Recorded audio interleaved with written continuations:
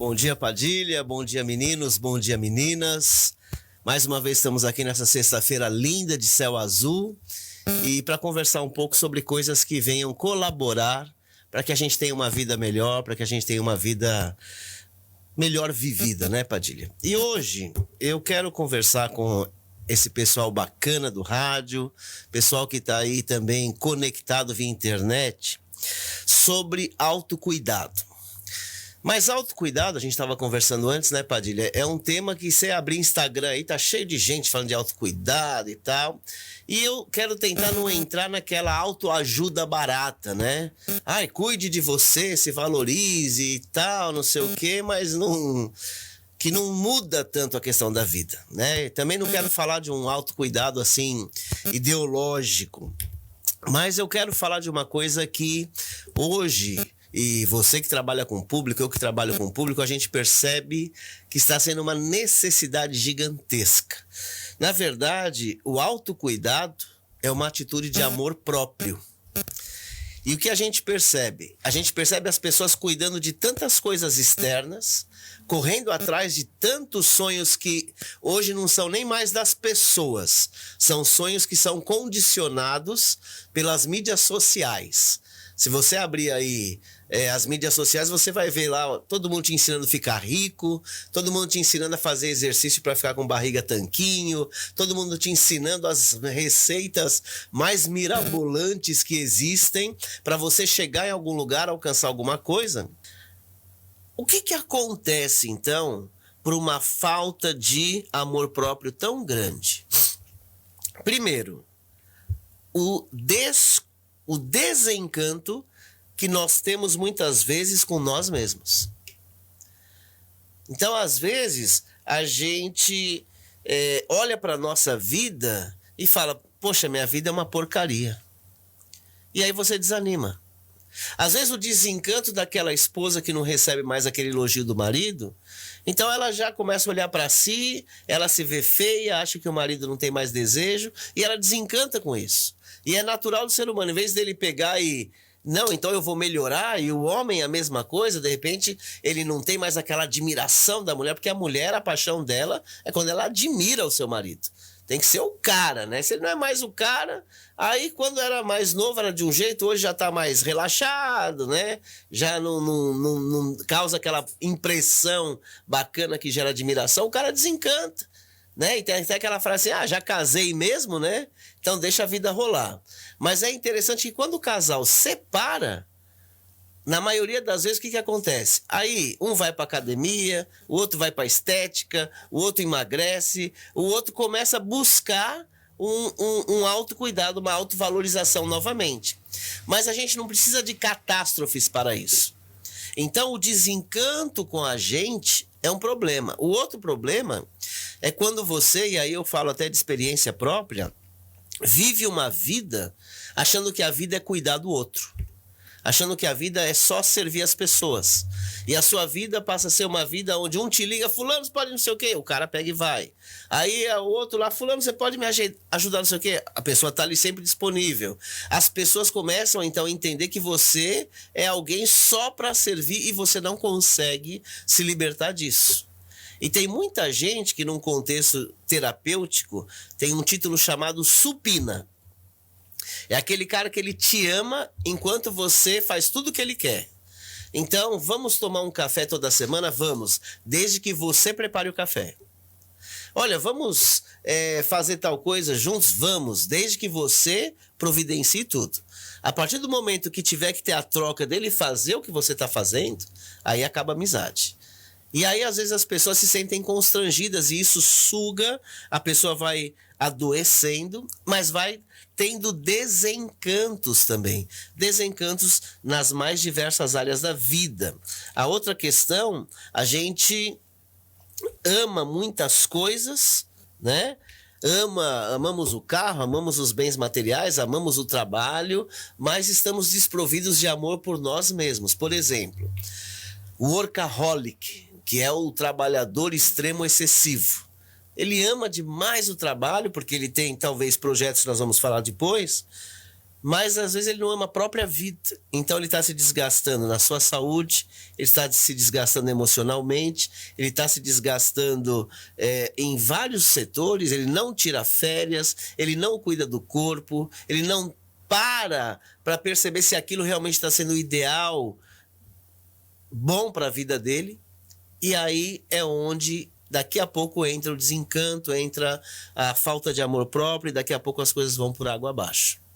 E um outro fator também que eu percebo, que gera o desencanto, que gera a falta de cuidado em muitos casos, a falta de amor próprio, é um grande problema que nós vivemos por esse contexto que nós estamos, a síndrome da comparação. Poxa vida, ó, o Padilha tem uma rádio, nossa, olha só, ele tem quase a mesma idade que eu, mas olha, atingiu sucesso, e eu hoje aí sou um cara que ainda estou batendo cabeça para achar alguma coisa na vida.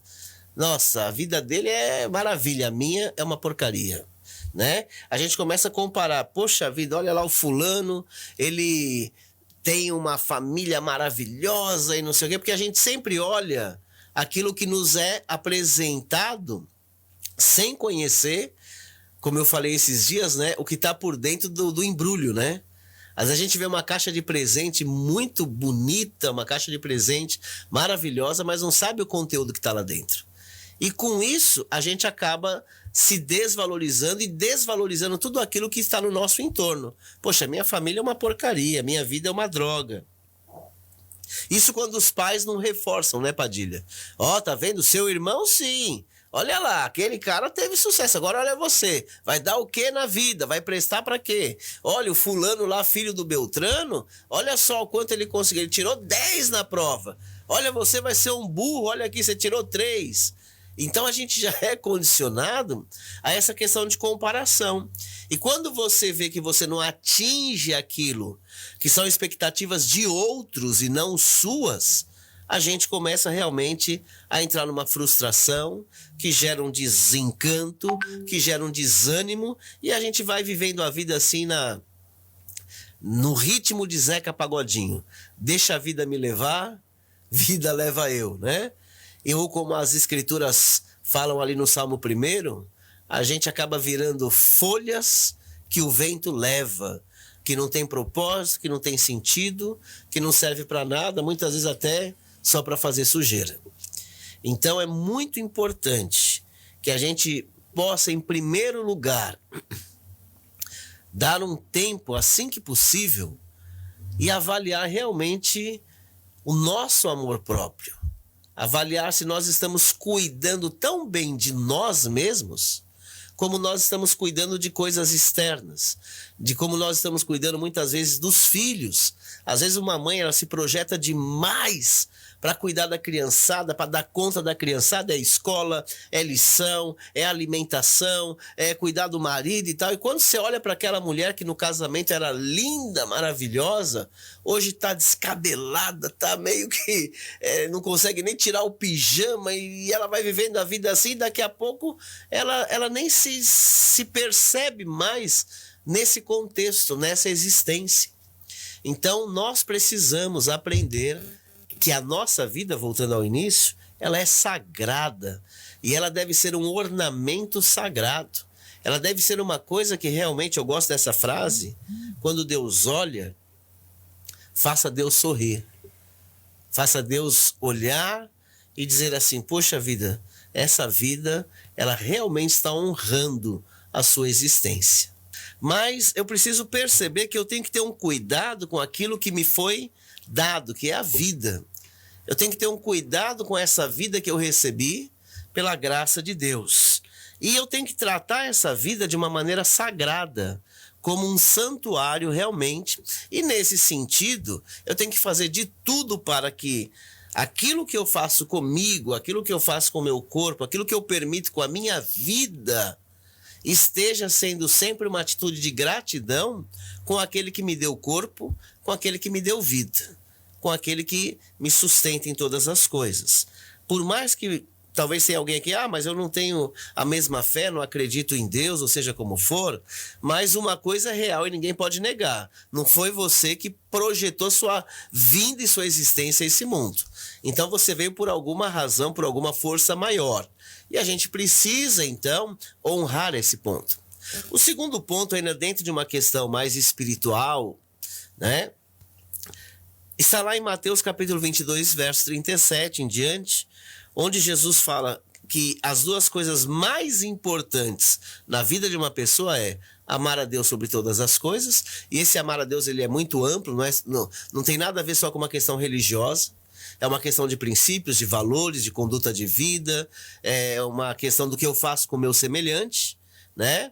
E Jesus fala uma coisa nesse sentido também do semelhante, ao teu próximo, mas vamos ficar só com a frase final, como a ti mesmo. Então, o a ti mesmo também, como a si mesmo, faz toda a diferença. Se a gente inverter esse texto, nós vamos entender Deus falando assim, olha, você precisa se amar. Você precisa se valorizar. Você precisa cuidar de você. Você precisa entender que você é importante. Você precisa entender que você não está nesse mundo por acaso. Você não é um acidente de percurso. Você faz parte de um projeto cósmico. Você faz parte de um projeto do universo. Você faz parte de um projeto divino.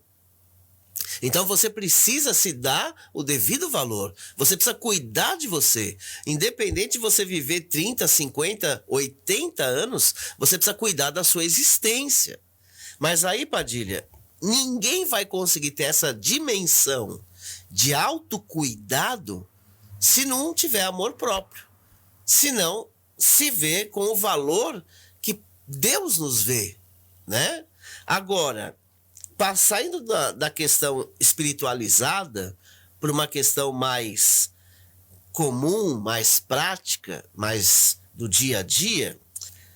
E nesse sentido, Padilha, eu quero dar um exemplo que eu uso muito em conversas terapêuticas, sobre a questão de você, aí sim, nesse sentido, entender a importância de se priorizar. Quando a gente pega um avião, você já também teve essa oportunidade, a gente vê o comissário de bordo antes do voo, né? O avião já está lá pronto para decolagem, e o comissário de bordo, ele vem e ele começa a nos trazer algumas instruções sobre se tiver alguma pane, algum problema, né? E se a cabine ou o avião tiver descompressão, ele fala assim, vão cair máscaras, uma sobre cada passageiro, e ele deixa uma coisa muito clara: coloque primeiro a máscara em você.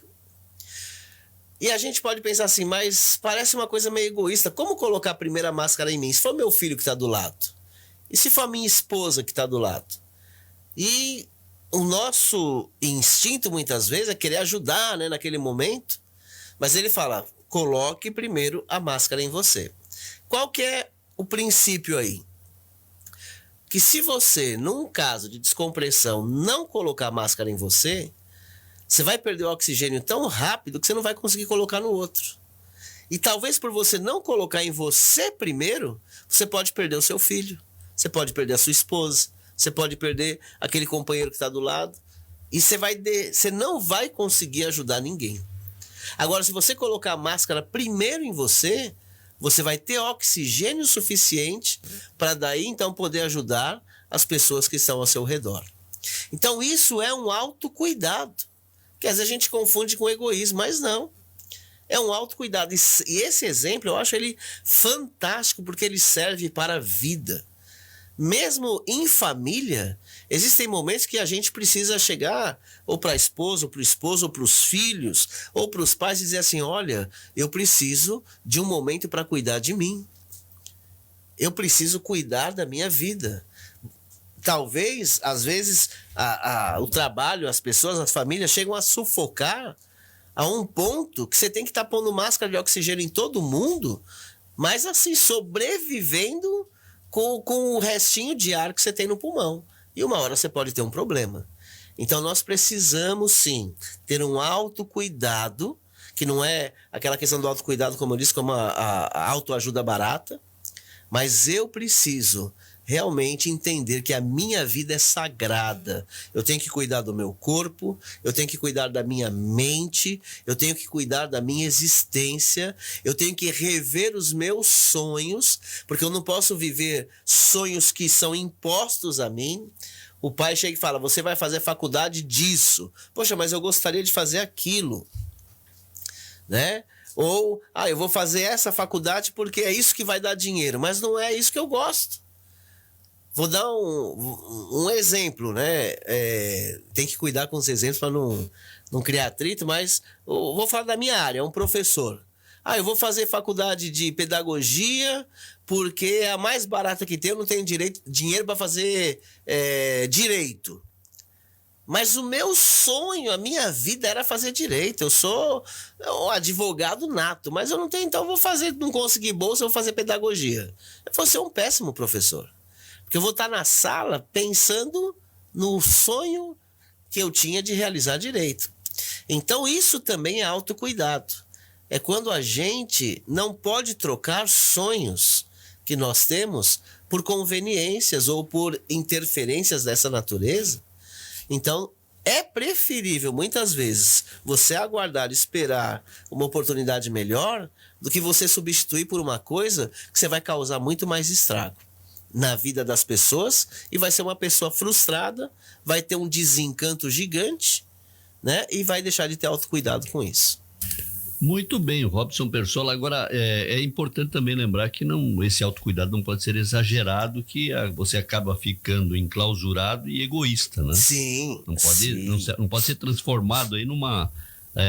Bom, eu sou o cara e eu preciso me cuidar de mim, o resto que se vire, né? Sim, como eu disse, por isso que eu não estou falando que é uma autoajuda barata, como a gente vê aí nas redes sociais, né? Acione o F, né? Tem livro já, acione o F, manda todo mundo que se exploda. Não é isso, isso é autoajuda barata. Porque, Padilha, vamos ser bem franco, na realidade da vida, se você chutar o pau da barraca, quem é o primeiro prejudicado? É você mesmo. Se eu chutar o pau da barraca, o primeiro prejudicado sou eu. Então tem muita situação que a gente queria acionar o F, né? Mas não dá. Então você tem que acionar o se contenha. É verdade. Você tem que acionar o pense direito. Você tem que acionar o presta atenção no que você está fazendo. Mas sem deixar de realmente cuidar da sua vida, da sua existência e daquilo que faz bem para você. Eu sempre digo, às vezes o menos é mais. Poxa, eu tenho a oportunidade do emprego, eu vou ganhar R$2.000 a mais, né? Mas eu vou ter que trabalhar de segunda a segunda. Não vou ter mais tempo para mim, não vou ter mais tempo para um lazer, não vou ter mais tempo para cuidar de mim, não vou ter mais tempo para minha família, não vou ter mais tempo para muita coisa importante. E eu tenho um trabalho que eu vou ganhar R$2.000 a menos, mas eu vou trabalhar de segunda a sexta, vou ter um sábado e domingo livre, de repente não vou ter uma carga horária tão pesada, não vai ser uma coisa que vai me esgotar tanto, então já vou diminuir estresse, né? Já vou diminuir a taxa de cortisol, vou ampliar um pouco a dopamina, as endorfinas, porque daí eu vou ter fim de semana que eu vou poder fazer alguma coisa que eu gosto, né? Desenvolver algum hobby, passear com a namorada, ou namorar mesmo casado, vou curtir mais meus filhos e tal. Eu vou te dizer, aquele 2.000 que você deixou de ganhar, na verdade ele é um valor maior do que se você estivesse ganhando aquilo e tivesse todo estourado na sua vida. Então é ter consciência daquilo que realmente é um caminho de sabedoria para que a gente tenha esse autocuidado. Muito bem, Robson. Olha, o comentário está tão bom que pode ficar o programa inteiro, né? Mas temos que trabalhar, né? Você também tem sua Não dá para acionar o F, né? Não dá. Mas um abraço para você, ótimo comentário de hoje, a sua participação nos faz afundar aí na reflexão, porque cada um tem seus problemas e precisa corrigir muitas vezes e não é alertado, né? Então esse alerta valeu a pena. Forte abraço para você e um ótimo fim de semana. E semana que vem tem mais, claro, no dia a dia e também no fim de semana, na sexta-feira, né? Exatamente. Grande abraço para os nossos ouvintes queridos, um ótimo fim de semana, que seja um fim de semana lindo, abençoado, de muito autocuidado, autopreservação e de muita alegria de vida, que esse é o nosso objetivo aqui, que as pessoas tenham um pouco mais de alegria, um pouco mais de amor próprio, que vivam essa existência dentro das possibilidades da melhor maneira possível.